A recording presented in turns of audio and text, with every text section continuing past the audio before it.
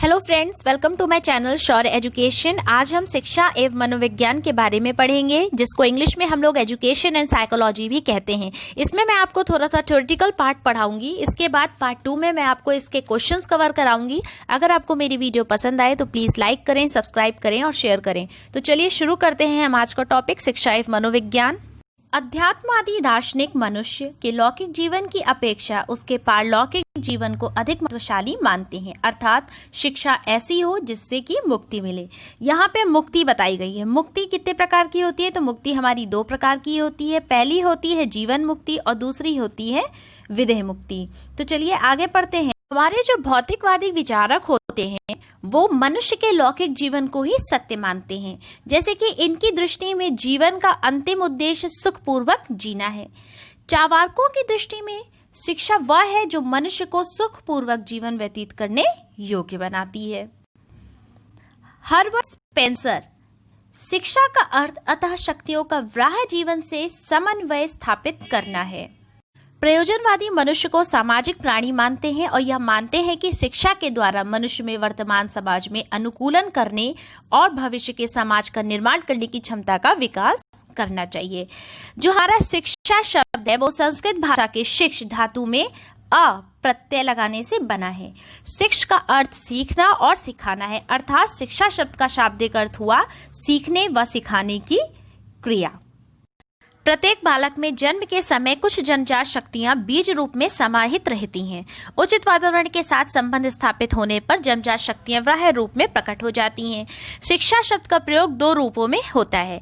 पहला है प्रक्रिया रूप में, इसमें शिक्षा चल रही है, और दूसरा है परिणाम रूप में, उसने उच्च शिक्षा प्राप्त की है। आगे हम थोड़ा ये भी जान जाते हैं कि कुछ महान विद्वानों ने शिक्षा को क्या अर्थ दिया है। शिक्षा वह है जो मुक्ति दिलाए, ये आदि शंकराचार्य जी ने कहा है। मनुष्य की अंतर्निहित पूर्णता को अभिव्यक्त करना ही शिक्षा है, ये स्वामी विवेकानंद जी ने कहा है।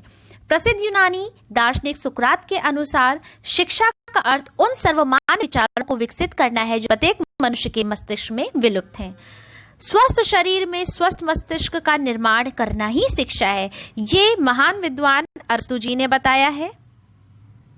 जॉन डीवी के शब्दों में अगर देखा जाए तो शिक्षा क्या है? जॉन डीवी जी के शब्दों में शिक्षा व्यक्ति की उन समस्त क्षमताओं का विकास करना है जो उसे अपने वातावरण को नियंत्रित करने तथा अपनी संभावनाओं को पूरा करने योग्य बनाएगी।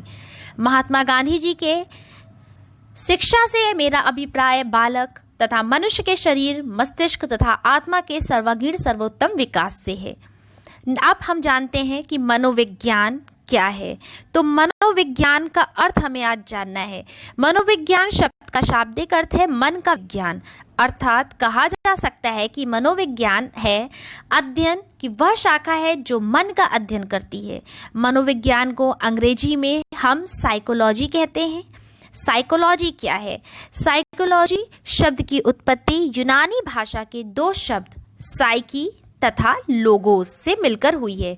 साइकी शब्द का अर्थ होता है आत्मा तथा लोगोस शब्द का अर्थ होता है अध्ययन, यानी कि स्टडी।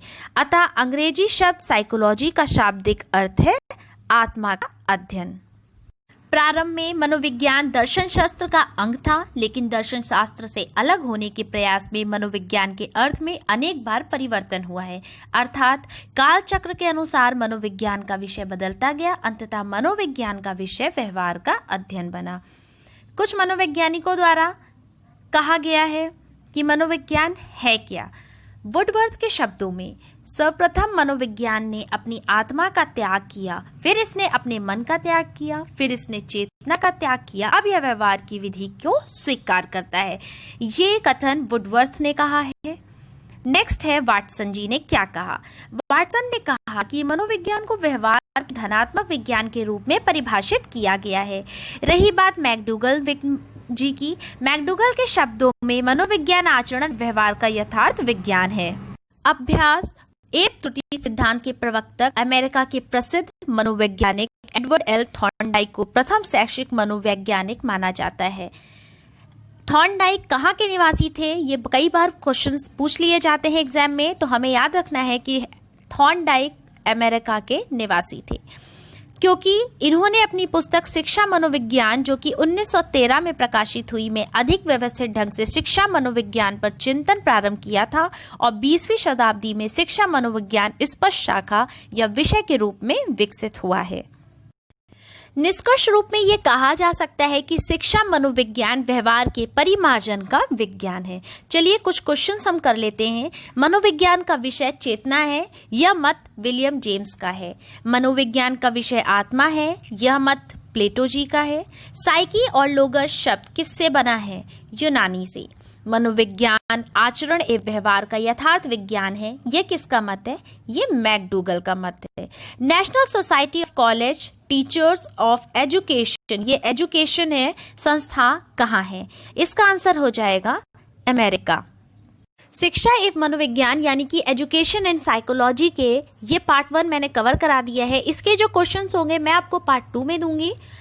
अगर आपको मेरी वीडियो पसंद आए तो प्लीज़ इसे लाइक करें, सब्सक्राइब करें और शेयर करें।